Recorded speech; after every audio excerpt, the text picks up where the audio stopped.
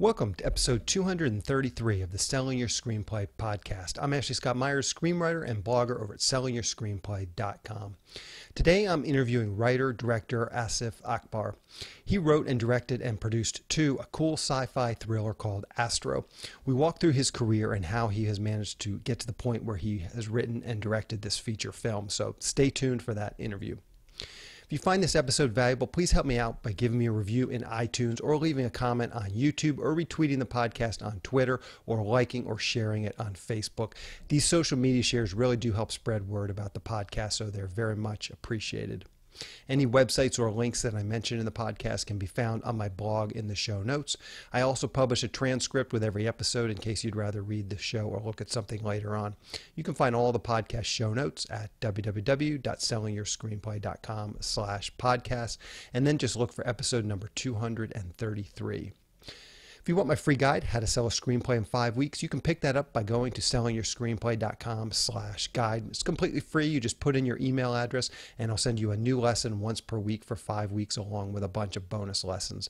I teach the whole process of how to sell your screenplay in that guide. I'll teach you how to write a professional logline and query letter and how to find agents, managers, and producers who are looking for material. Really is everything you need to know to sell your screenplay. Just go to sellingyourscreenplay.com/guide. Just a quick few words about what I'm working on. As mentioned over the last couple of weeks, The Pinch, the crime thriller feature film that I wrote, directed, and produced last year, is for a limited time available for sale on the website. Just go to sellingyourscreenplay.com/thepinch, and The Pinch is all one word and it's all lowercase. It's literally just sellingyourscreenplay.com/thepinch. I'm going to keep it for sale on the website for the next couple of weeks. Also, just as an extra, you can bundle the film, The Pinch, with the 3-hour webinar I did on the making of the film.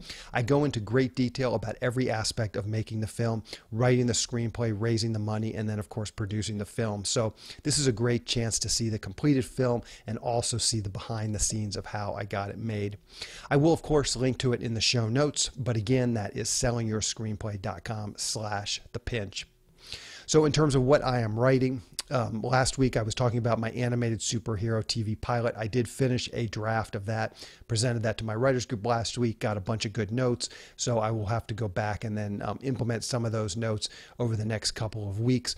But mainly what I'm working on now is the live action kids mystery TV show that I've been talking about over the last few months.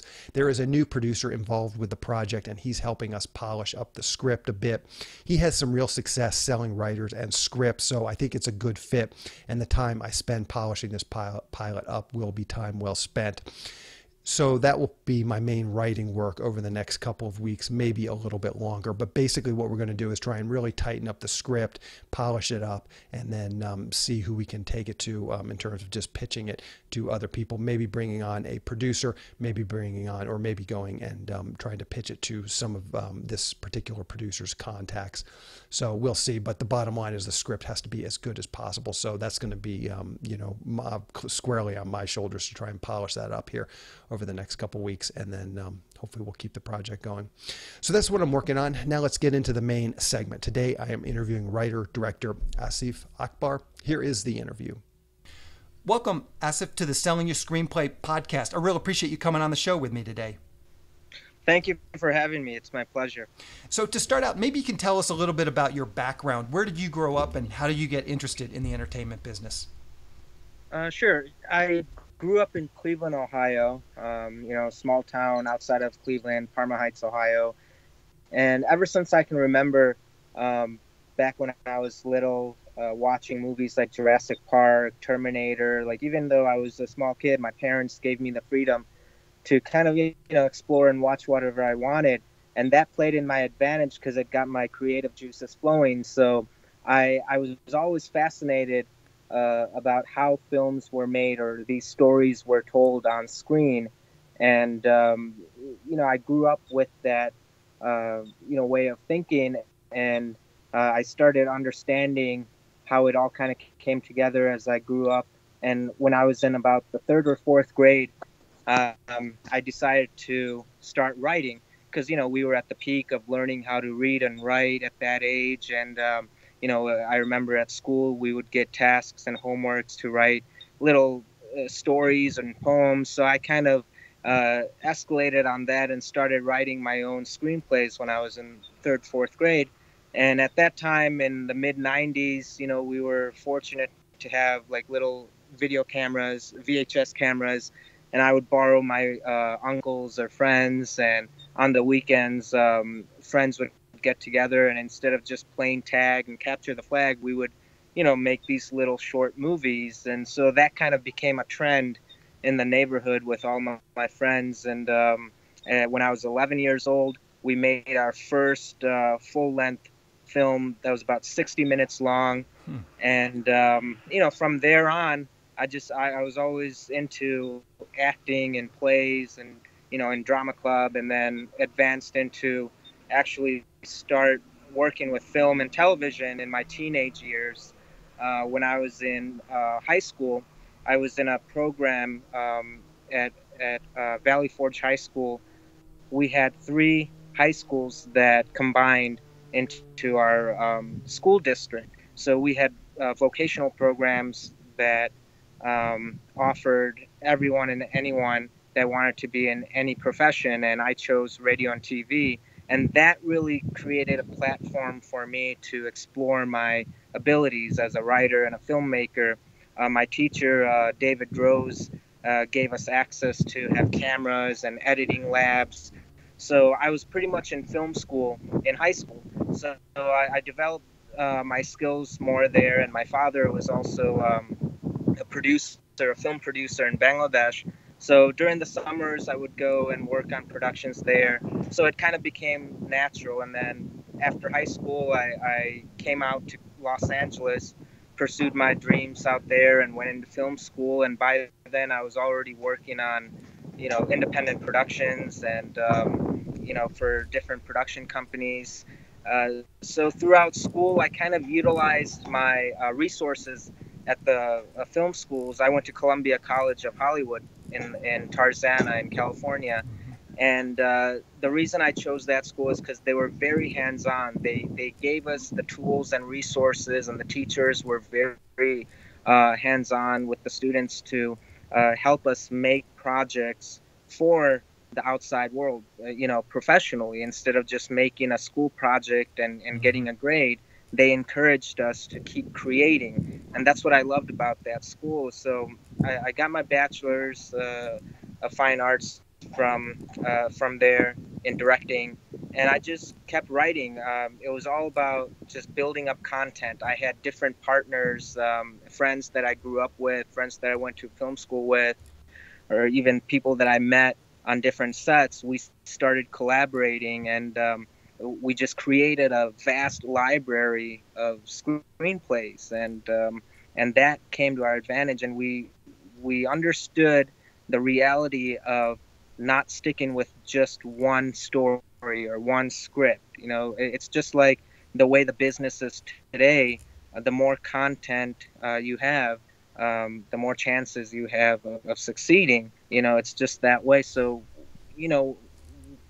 writing doesn't cost anything. Writing is the cheapest way of creating, because all you need is a pen and paper or a computer, and you can type away, just unload with your creativity. And the way I found it to be helpful and motivating is to always have a partner. We all have ideas. We're all our own artists in our own way.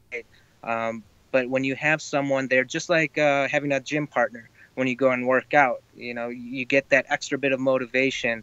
And the hardest thing is to start. Once you start, get through the first few pages, it kind of starts flowing. And if you have someone to kind of feed off of, you get a second set of eyes to kind of validate, what you're writing, and it speeds up the process. So when it came to Astro, for example, I worked with a gentleman named Bernard Selling. He's a novelist, and he's a much older gentleman in his 70s, and he's lived through it all. He's been a veteran, fought in wars, been writing for 40 plus years. He's written over 20 some novels. And I've known him for about 10 years We've worked on some past productions together, and so we gel very well when it comes to being writing partners, because he comes from a whole different background and generation where he can bring all his set of knowledge from, and then I come from more of the modern, this generation, where I can relate to today's audiences. And so we're able to make a great combo that's kind of unique, because most times, and I've had, and I still do have a lot of writing partners that are my age, or a few years here and there, but to have a gap between us, over decades, I think that brings something special, and it makes the job easier for both of us. So with Astro, I actually wrote up I think the first third of it, and I had the story in my head because over the years, I've done a lot of research within all the UFO conspiracies, and I mean that's always been one of my fascinations growing up, along with film. That's why I love sci-fi films so much, is because I'm a UFO fanatic myself. So I've always kind of played around with the ideas of putting that on screen and in a story where I don't sound nutty, but I can put it into an entertaining, story, and put it out as a movie. Um, so as I played around with it, and I made more movies, I just didn't feel like I was ready to make a sci-fi film yet, because it takes so much with VFX, and I mean, with Astro, there's a wide range of pretty much every element you can have in a story involved with it. So one day, I made a few films, and I was looking back, and I've always liked to challenge myself, whether it came to writing new stories or making a new movie. I don't like to really think about the budget. I just want to, write what I can, and then from there, uh, do what's a reality. I don't like to limit myself thinking, oh, I'm only going to have a few bucks to do this, so I can't have a car chase in there. I can't have police cars and this and that. I just want to put it on paper, and then let the filmmaker, producer side of me kick in, and break it down and figure out what's real and what's not. So same thing happened with Astro. I shot for the stars. Just wrote all my ideas down, had a meeting with Bernard, and said, hey, look, this is the new idea I'm thinking about. And, in the past, him and I have actually written two other screenplays. One was a script called Stronger that we were very close to getting made back about 6 years ago. And we were in development with that for about 6 months. Money was almost there. We had it cast. It was very close to getting made, and then it didn't. I mean, that's like the Hollywood norm, and so we never gave up. We went back, we did multiple drafts of that, and again, we thought we were getting it made, and so nothing happened. And then we had another story that was floating around, and all of a sudden, Astro was something that I just came to him with, because I had finished another film, and I was getting ready to do something. I said, look, I think this has all the elements to be able to, really fast track it, getting it funded, getting the right people behind it. So I designed the whole concept, knowing what you need within this range to get a film greenlit. So we had a target when we started, and so we built on that.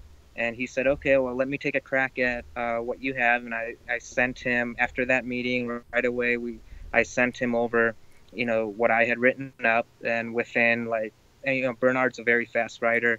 He came up with his draft, his side of it, within 4 days. And then we went back and forth. We built on it. We wrote the first draft within less than 30 days. And then, it had its flaws. It was always a work in progress. And we had that mentality that, okay, this script's not going to be perfect. It's always going to be a work in progress until the very end day of post-production. I mean, it still was up until even after the DVD release. We did some edits for the remaining Blu-ray and other platforms. So you have to accept that. Even as a writer, I know it's hard to let go of certain pages that you fell in love with and whatnot. But And same thing goes across the board for actors. I mean, we've had experiences with actors that, had a hard time dealing with changes on set. If you change a dialogue or change a scene, they fall in love with what was previously written on paper. But, I've been through enough to realize and accept now that you have to be open to change. So with that in mind, um, I'm sorry, hold on, I had a call come in. Okay, sorry.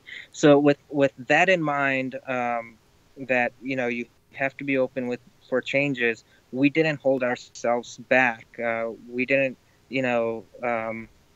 feel like we were underprepared because of having one draft that told the story, established the characters, was enough to go out and pass it to the actors and get them involved. And these actors were all pretty much, I'd say 90% of the actors that we reached out and were lucky enough to get, we had in mind when we were writing the script. Some of them I've had experience working with before, some, that I've met, or some that I knew that had mutual friends that I had access to. So with these actors in mind, we kind of, were able to visualize each of the characters, and that helped a lot to think ahead of which actor can play this role. Um, so we just went for it with the first draft. We didn't hold ourselves back. We reached out to the actors. Most of them read them, within a day or two, or even if they didn't read the whole thing, they kind of speed read it, and they came back to us and they said, okay, well, I like it, or I don't, or I have these notes. And we told them when we first gave them the script that, look, this is a work in progress, but we are open to suggestions and, notes that you may have that could help build this and make it better. And I've always been a very open director when it comes to working with actors and giving them their freedom to do what they do best, because at the end of the day, actors are also artists. They're not robots. I know a lot of people will go and force them to say a line the way it's written, the way they visualize it. But at the same time, yeah, I mean, I have that ability to get that kind of work out of an actor, but at the same time, you have to give them the freedom to bring it out on their own first. Let them show what they can do. Then you can go in and adjust it. You can always get a take two, Yeah. So they loved that, and they were very open and supportive in that kind of an idea of being involved and collaborating, on their characters. And I think that makes it more real, because at the end of the day, that actor is the one that's going to make it believable, make it sell or not on screen. So if they don't believe it, then, I can't make people believe it, and the audience won't believe it. So it's always important for the actor to really believe it first. So it helped us a lot with giving actors that access to be involved early on as we were writing. And I mean, there were days when I was still rewriting scenes and pages on set, like half an hour before going on and shooting the scenes. And then, I also had a great consultants, veteran screenwriters like Gregory Crosby, and, people that I've built relationships with over the years that were very supportive and helped me throughout the way. I mean, it took about 6 months to really develop the final shooting script for Astro. It was always a work in progress. I was always changing and updating as it went. And I mean, we had to rewrite it for different actors, different range of actors, from A-list actors to, I mean, at one point we even had the script out to, Al Pacino for a role, for coming on for 2 days. I mean, there were different phases that we had to go through in development to secure the funds. And we played the whole Hollywood game where, even with Astro, we came so close so many times with different parties on locking the deal, locking the finances, and having shoot dates. Can we dig into that just one second? So what was this is the script that you developed for 6 months, and then it never actually got produced about 6 years ago. Oh, that no, that I was talking about Astro Oh, right okay. now. What was the name The of one. Oh, I'm sorry. what was that? What was the name of that film that you developed for 6 months and it did not get produced? That was a film called Stronger, Okay, stronger. And and let's talk about this just for a minute. You mentioned you got it to the point where it was in development and you were close to getting it. How did you get it to that point? Maybe take us through just sort of the route that you took. Did you just cold pitch it to some producers? Did you get some traction through a contest? Maybe just run through sort of the progression of getting that script to the point where it's in development. well, it was actually similar to how I put Astro into development. I mean, we wrote the script as soon as we had. Uh, it wasn't the very first draft, but I think it was like the second draft when we felt a little comfortable. We didn't hold ourselves back. We started reaching out to actors, and that's one of the like key factors when it comes to getting a film greenlit that I've learned over the years, especially nowadays. The actors are what determines how much the budget can be. You know, you can write a drama, say for example, for $100,000, but if you don't have the minimum cast to back that up, then you're not going to get that financing. If you're going to a production company or a distributor, or even a lot of film financiers Mm-hmm. that know what they're doing, they're going to look at the numbers. So, So so, we started reaching out to actors. So unpack that a little bit. So you've got this script for Stronger. It's not a first draft, maybe a second draft. Do you then hire a casting director and to have the casting director take it out, or it was just purely the actors that you had networked with through your own career? Actors that I had networked with, and even cold pitching to actors, agents, and managers, because at that time we also didn't have the funding to even hire a casting director. And and I know I've had a lot of friends, and since then I've also done some projects where I had a relationship with a casting director that may have a relationship, and they'll come on board. With some sort of deal, and they'll get involved. But with that particular project with Stronger, we just started cold pitching, and the same thing we did with Astro and others, and we started to get actors behind it and attached and develop a package, so that way we don't just have a screenplay, because everyone in this town and all over have scripts. It's easy to have a script, but you have to develop a package that you can present. So we made sure that we had a few actors that had a mix of names and non-name talents, but it at least had actors attached. And then we made a lookbook. We hired someone to actually make a lookbook that was very presentable, had pictures, animation.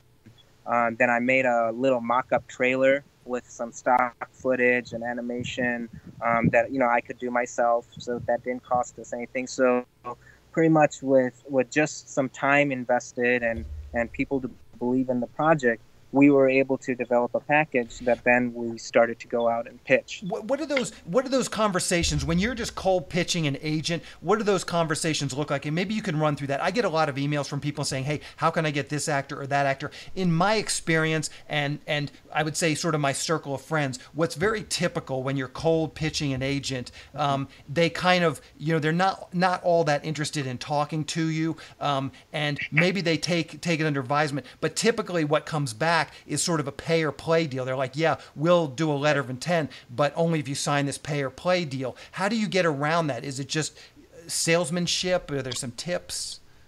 Yeah, I mean, it's like, you have to strategize and do your homework on the actors you're trying to go out for. A lot of times I'll try to look them up on IMDb and see what they're working on, if it's like a big A-list actor. And one of the tips I've been told and I've seen to work is, if you want to go out for a big A-list actor, then try to have all your ducks in a row, know the shooting dates, know as many details as you can.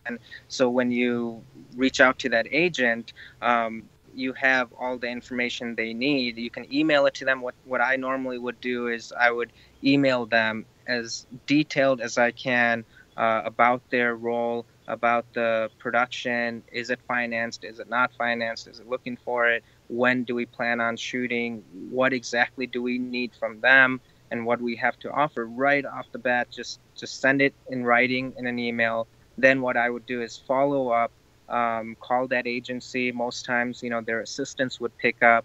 But if you tell them, look, we just sent you an email coming from so and so, we're inquiring about your client, they're more likely to go and check it right there in front of them with you on the phone. That way you're on their radar, and if it catches that assistant's interest, and if they see, okay, there's some potential in this, then they'll pass it on to the agent.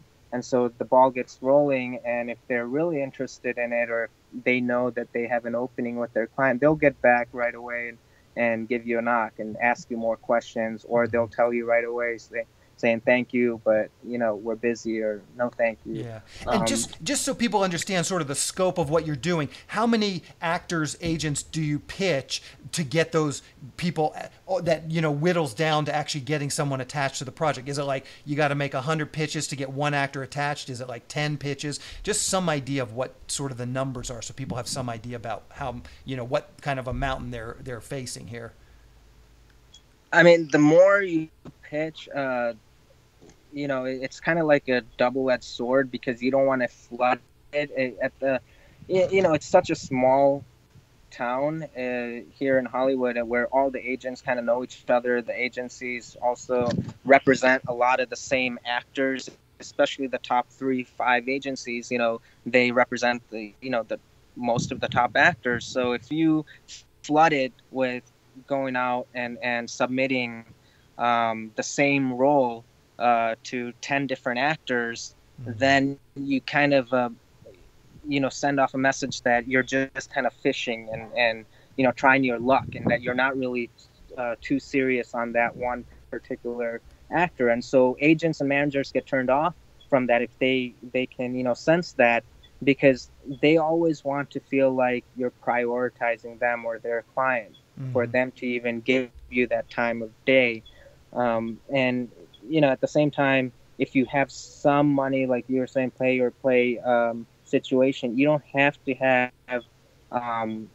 necessarily the hard cash, as long as you have some people that have a track record behind it. If you can get someone to come on board as a producer, but with back end, but just to even lend their name and be, back up the project and say, okay, we have so-and-so producer, that carries some weight. And if you have experience working with, other actors or other, casting directors and agents with a track record, then you can say, this is my last film, this is what I've done. So it's always helpful to have some type of ammunition like that to go in and pitch. And I always try to go for people that I know are realistic for that type of project.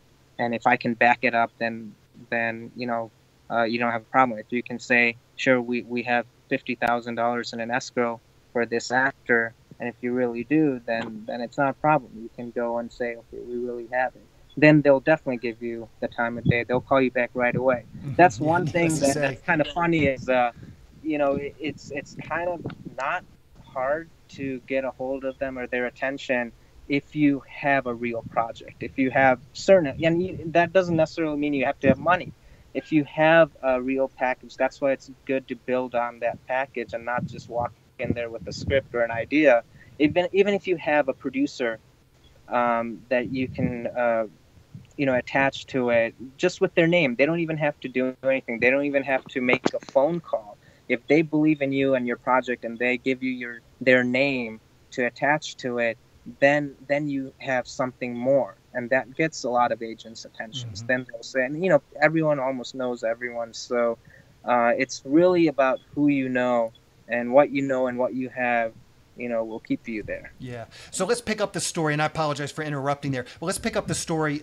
So you're working on Astro, you're starting to get a package. Once you have your script and your actors attached, what are then your next steps? Do you just start reaching out to production companies, and are those mostly like cold emails, cold phone calls, and you say, listen, I've got this package, are you interested in coming on board to finance it? Maybe talk through those steps. Yeah, I mean, you never leave any options out. Because what we did with Astro is we had different packages that we made on. We had a low budget, low budget package. We had a high budget package, meaning low budget was between, say, $300 to $500,000, because we were realistic. We knew that we needed a certain amount, a minimum amount, to make it right. So we had one that was between 300 to 500,000. We had another that was between 1 million to 3 million, and then we had another one that was between 5 to 10 million. So we had three different options that we broke our package down to, and then we targeted the investors, different private investors, different production companies, different studios, based on which level they could realistically, come on board as. And so we shopped it for, I'd say, at least a year before, I realized that the best thing to do was to just get the movie made independently with private investors. So we had PPMs made, private placement memorandums, that offered investors a legitimate investment package. So that And started going and out, how, and then and maybe you can talk about how do you get those investors on board? Is it a function of just you start with your family and friends and branch out from there? What does that look like? Who do you actually contact for private investment? Well, in this case, it wasn't necessarily family and friends. I've always treated it as like a business deal, and so I reached out to different hedge funds, private investors that I've worked with before. Also, just sending it out to different agencies that could possibly come on board and take it to a big studio. I've even had a lot of friends that were networking on my behalf. They came on board as sort of like agents, private agents, and finders, to reach out to their network of investors. So it became a web of different ways. Instead of just putting it up on Indiegogo or on any kind of like a social media fundraising site, we started to reach out to all the legitimate, businessmen and studios and producers that we knew that wanted a package like this. So that's why, we built the package with some of these elements already built into it to match what these companies were looking for. And we actually got a lot of interest from many distribution companies, production companies that saw the package, and right away they were attracted to it. They saw how it made sense, with the numbers and even with the cast and everyone we had attached. But the problem was, I wasn't willing to just give it up just to make a movie. We had many offers where companies wanted to come on board and have full control, in every way. And this wasn't a project that I was willing to just give up. So I was, in the position of rejecting some offers that we had, and that's not necessarily a bad thing. A lot of people might say, well, you should just get it made. But at the end of the day, by doing that, I opened up more and more doors, and just never gave up on sticking to my original vision and staying true to what I believe in. And I've always seen Astro as a long-term type of a franchise opportunity, and that's how I conceived it. That's what I wanted. It was kind of like my baby. But if it was just like any other genre film or something I just wanted to get made, sure. I mean, that would have been a golden opportunity. But at the end of the day, we ended up financing it through all private equity investors, and we broke it up in pieces.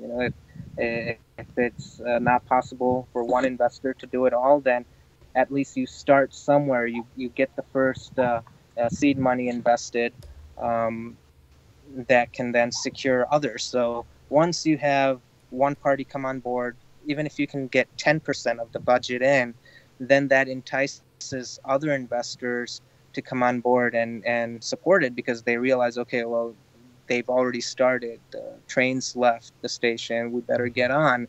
So that helps a lot.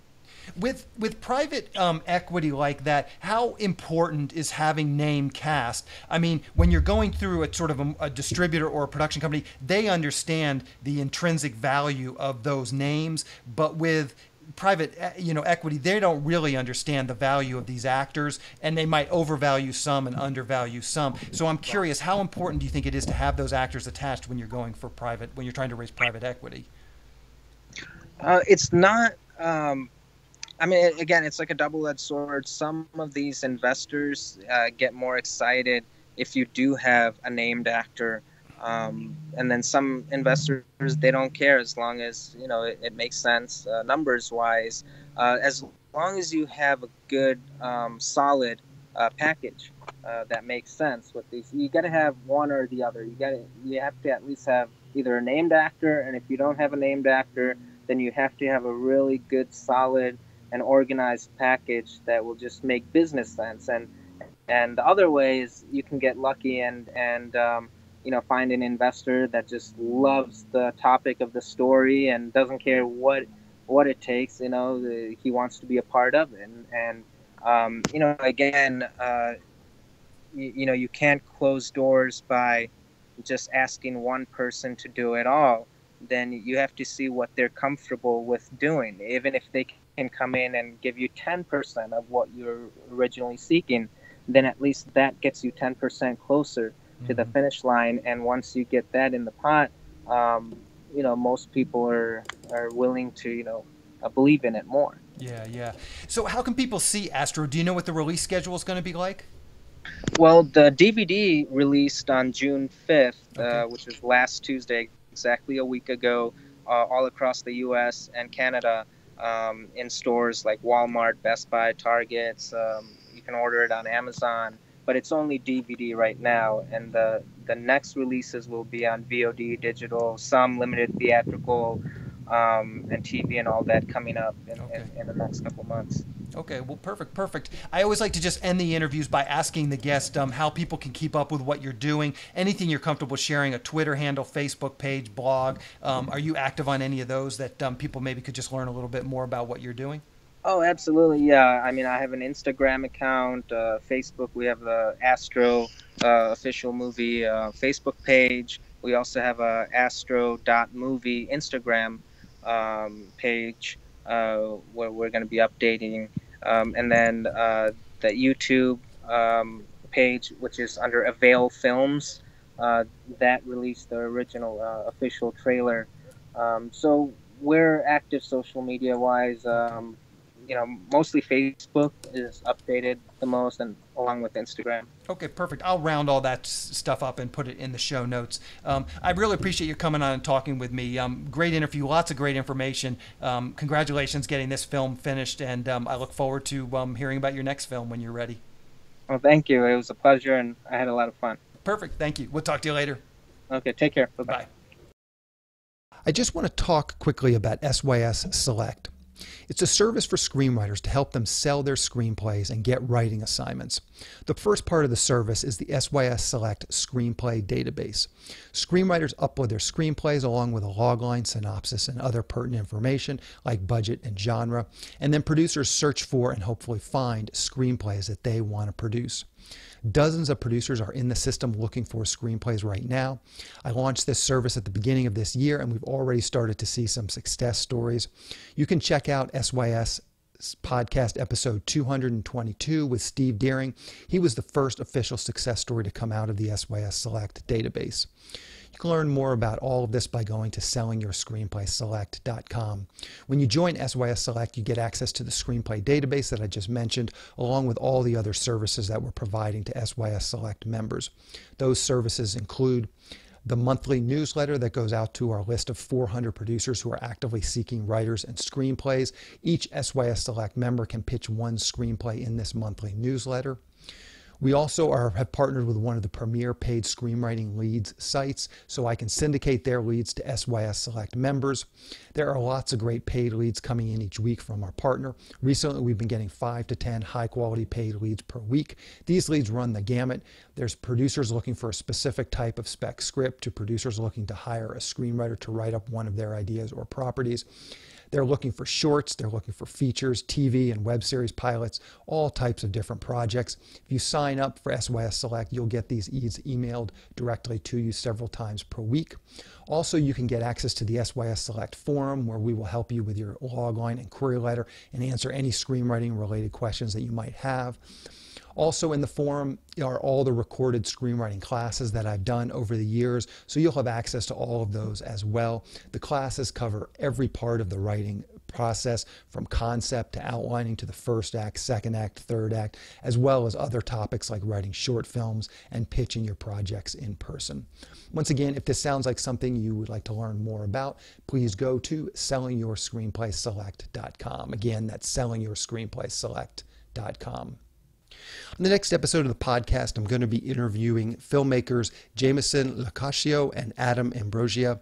They are East Coast filmmakers who just finished a feature film called Sunset, which is an ensemble drama about a bunch of people as they grapple with the possibility of an imminent nuclear strike. It's another inspiring story about two guys who are out there making things happen for themselves. We talk about this film, we talk about their career in general, how they were able to start their own production company, and they give a lot of great details. So keep an eye out for that episode next week. Anyway, that's the show. Thank you for listening.